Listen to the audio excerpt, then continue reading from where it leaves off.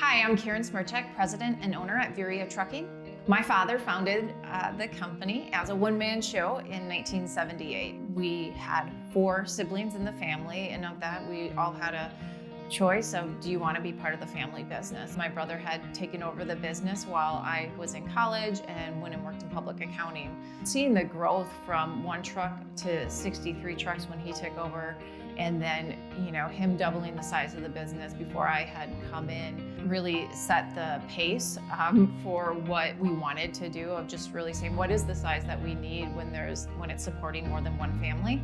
So when I first came into trucking, I got to wear lots of hats. I got to fill in for maternity leave and customer service and do accounting in the evenings. And so becoming president really was exciting for me.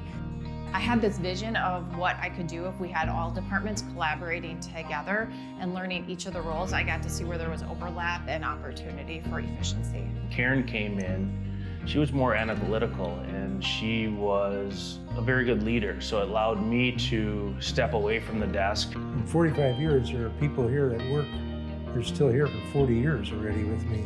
It also says something about how my son and daughter treated them after I left because they stayed. So I'm real proud of that. One thing that sets Veriha apart is we weren't gifted anything from Veriha. That my brother bought the business from my father, and then I bought 51% of the business from my brother. And so I feel like because of that, I have more skin in the game.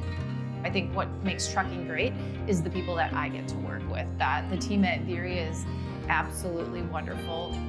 The way that trucking is embracing technology, it's just fun to see what's happened year over year from the 18 years that I've been in trucking full-time now through today. It's been a lot of fun.